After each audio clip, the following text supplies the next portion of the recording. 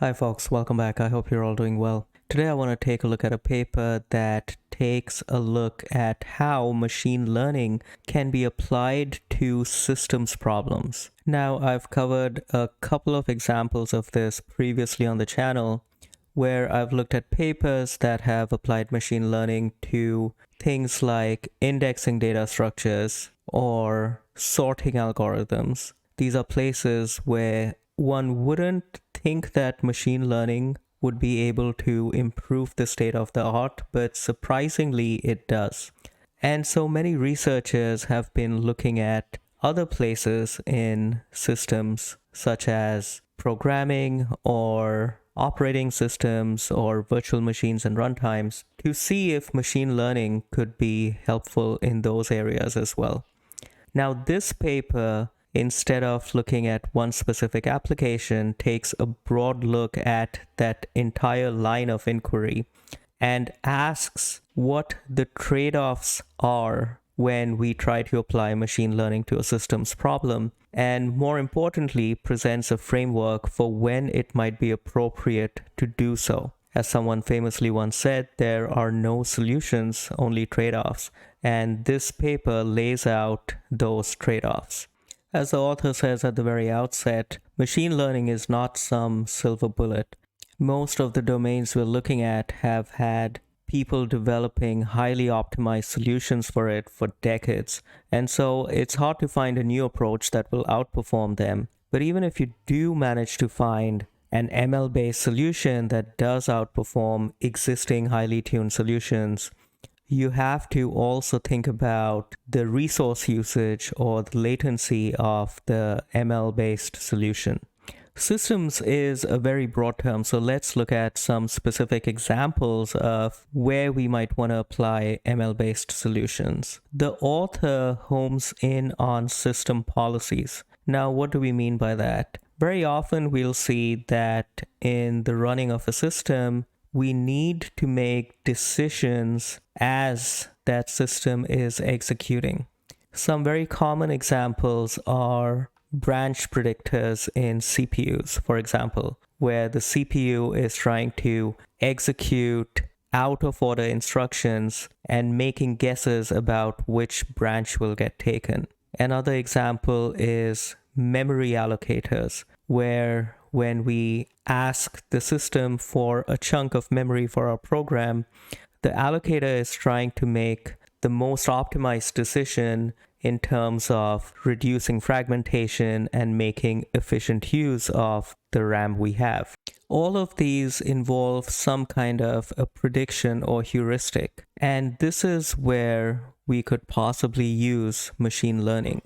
Now, these systems policies can come in several flavors. Let's take the example of a compiler doing optimization passes, and we want to pick a sequence of passes which gives the best performing code. We could have an ad hoc policy, which is just something that we sort of kind of feel like will do well. The next step up is an empirically tuned policy, where you run your compiler on a set of benchmarks and you pick the optimization settings that happen to perform best on that benchmark. The next step up is generalizing to not just a set of benchmarks, but the specific target that you want to run. And finally, you could have an adaptive data-driven policy, where the policy adapts at runtime based on the execution path of the program. This is what happens in just-in-time compilers like JVMs. Many of these problems have been studied for decades and been optimized relentlessly. And so you have to be careful when trying to apply a machine learning approach to these, because it's not always obvious that the ML solution will be any better than a very, very well-tuned system. As the author says, this is just another tool that the systems researcher can use. The paper has a concrete example, but before we get to that, let's look at the constraints and trade-offs involved in utilizing machine learning for a systems problem. The very first one is latency, because if you're to use this in a setting like an operating system or a virtual machine runtime, often the decisions you want to make need to be made in microseconds or nanoseconds. The next constraint we have to look at is space overhead. How much memory does the model take up? And we also have to think about custom hardware. Do we need custom hardware like GPUs or TPUs in order for our predictions to be generated fast enough, or can they be done on the CPU itself? The author summarizes a lot of the decisions to be made in this handy little flowchart over here, which looks at the type of problem you're looking at and tries to give you some guidance on whether you should just use your existing approach or whether you should try to use some kind of machine learning solution for it.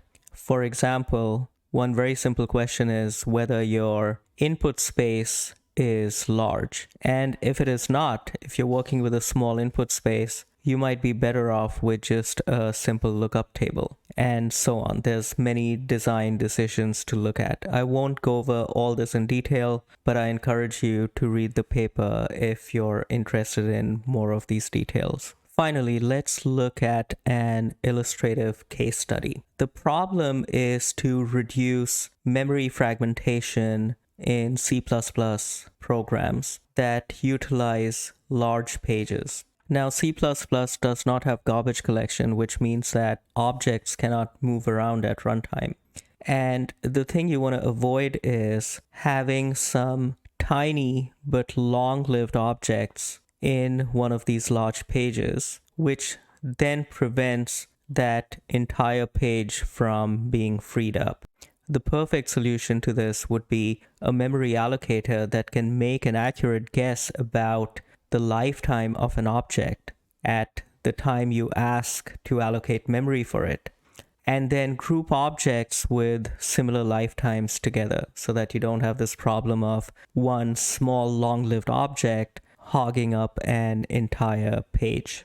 At the time of allocation, we know only the current stack trace, which is the sequence of methods or functions we've called to arrive here, and the size of the allocation that we're asking for. And so this is a forecasting problem. We need to make some sort of a guess about what the lifetime of this object is going to be. The first solution the author tried was a reinforcement learning model. And while it did outperform the baseline, there was a problem with its latency because every prediction out of that model takes 2 milliseconds, and that's too much because tcmalloc, which is the default C++ memory allocator, takes about 8.3 nanoseconds for each allocation. So 2 milliseconds per allocation is infeasible. In order to get around this, the author reframed the problem. They essentially broke up the prediction problem into two steps. The first part is simply to predict the lifetime of an object based on its stack trace, and then build a new memory allocation algorithm, which they call llama, that uses those predictions but can also remember when those predictions were incorrect. Now, this is important because this lets you cache these predicted results and not run the model for every single memory allocation request. And even though each prediction still takes too long, the caching brings it down to something manageable, like 20 nanoseconds, which is slower than tcmalloc, but not prohibitively slower. And they got pretty good results out of this. They saw a drop in fragmentation by 43%, which is quite significant. So that was a quick look at a paper that takes a broad look at how, why, and when one should think about using machine learning for systems problems, and the set of trade-offs and design considerations that go into making such a solution work. I hope you enjoyed that, and I will see you next time. Thank you very much.